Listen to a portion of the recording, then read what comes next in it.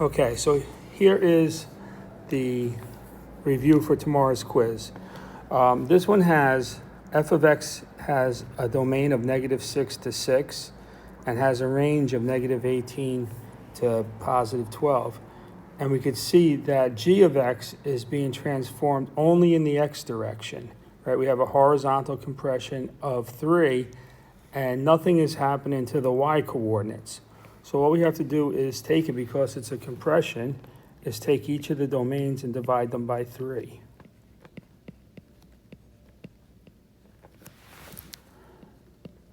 All right, so we get -2, x is greater than or equal to -2, and less than or equal to +2, and there's no change in the y direction. So we're looking for this domain and the original range. So this is number 1. All right. Which of the functions listed below is an example of an even function? Okay. Even functions for an input and its opposite would have the same output. Linear equations are not even, right? We talked the other day, exponential equations are not even. So the only two I really have to check is the square. So y is equal to, I'm going to put in 1 plus 4, 1 minus 4 squared, which is -3 squared, which is 9. And if I put in -1 minus 4 squared, this becomes y is equal to, this is -5 squared, which is 25. So this one is also not it, but the absolute value ones usually are. So it's absolute value of 1 plus 5, this is equal to 6, and y is equal to the absolute value of -1 plus 5, which is also equal to 6. So this is number 3, is the even. All right, number 3, which of the following values could lie in the domain of the function? You could try all of them, right? You would have 10 minus -5 squared, so that would be 10 minus 25, right? And that would give us a negative inside, so that one's no good. We could do the square root of 10 minus -1 squared, which is 10 minus 1, right, which is the square root of 9. This up here became the square root of -5. That's no good. And that actually works, right? So this one would be number 2. If you wanted to do it as an inequality, it would be 10 minus x squared has to be greater than or equal to 0. Subtract 10 from both sides. You have -x squared is equal to 10.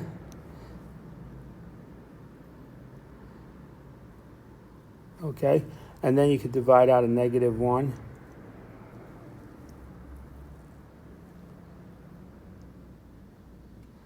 Divide by -1. This is -10. Divide by -1, divide by -1, and then you have to flip the sign around. So this was greater than or equal to, it becomes less than or equal to 10. Okay, and if you try them all, you'll find that only 2 works. Okay, it'd be 25. This one would come out to be 25 less than 10. This one would be 100 less than 10, less than or equal to 10. And this one would also be 25 less than or equal to 10. So none of those would work also if you did it that way. And finally, we learned this today in class, or we will learn it today in class, but once we get the square root isolated, we could square both sides. And when you square a square root, you are left with just what's on the inside. So 6x minus 3 is equal to 9 squared, which is 81. And then you're going to add 3 to both sides. Okay, and this becomes 6x is equal to 84. And when you divide by 6, not 4.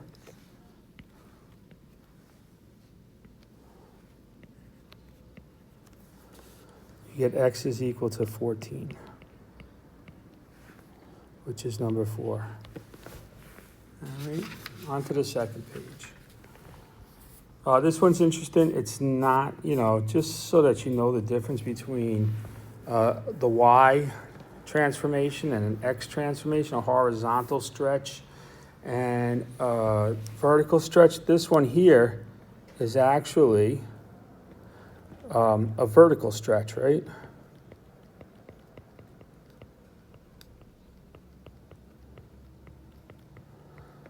So we're going to take each of the y values, each of the y coordinates in this graph, and we are going to multiply them by 2. And I would do b first, right? So the first point we come to is -1 from left to right. This is -1, comma, -1. And we're going to multiply -1 times 2. Right? And the x-coordinate stays the same, and the y-coordinate becomes -2. All right, so this point becomes down here. All right, so it's stretching it in the y direction, but that's the only direction. The next one we come to is 1, -4, which is this one down here. Right, this is 1, -4. And we're going to do the same thing. -4 times 2 becomes 1 times -8. 4 times -2, -4 times 2 is -8. So this is going to be down here, 5, 6, 7, 8. The next one we come to is the point 3, -5.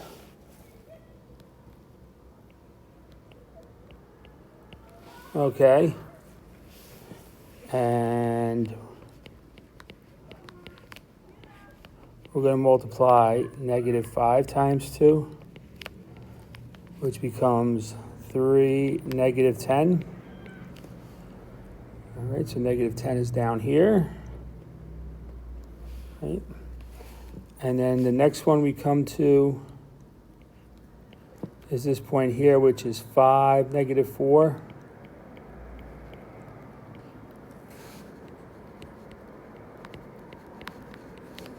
Again, just the y-coordinate, -4 times 2. And we end up with 5 times -8. 5 times 5, -8 is the coordinate. So this is 5, 6, 7, 8 is right here. All right, the next one is, this one is 5, 6, 7, comma, -1.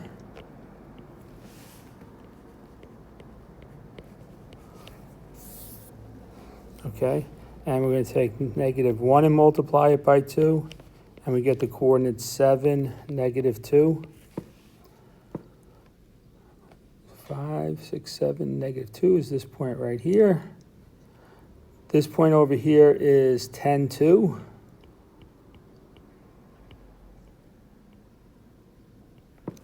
So 10, 2, we multiply the 2 by 2, and we get the point 10, comma 4.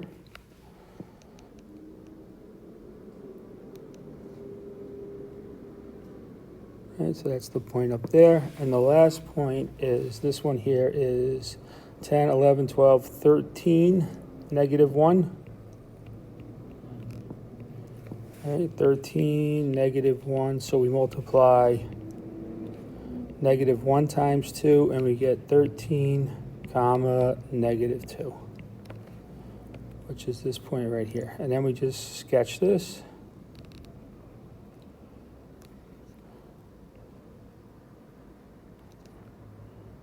Make that a little curvier, and then down to there, okay? And then they want to know what's the value of G5. So we go over 5, 1, 2, 3, 4, 5. 1, 2, 3, 4, 5, 6, 7. So G5 is equal to 7, okay?